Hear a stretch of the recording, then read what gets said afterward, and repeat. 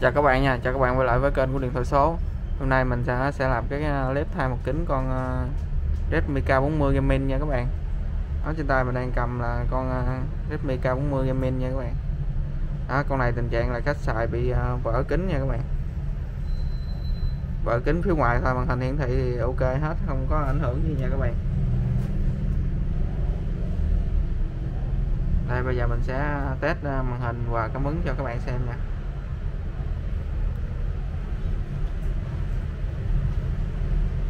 Con này nó có màn hình, nó sử dụng màn OLED và thiết kế đục lỗ camera trước nha các bạn.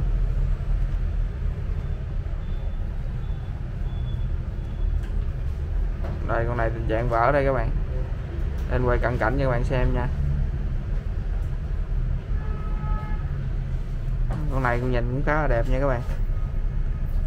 Và mình giới thiệu cái mặt kính bên mình nha các bạn. Đây là kính neo bên mình nha các bạn. Kính này mình có bán mang về cho các bạn kỹ thuật nào ở nhà mà tự thay được các bạn liên hệ bên mình nha, bên mình sẽ báo giá cho các bạn nha.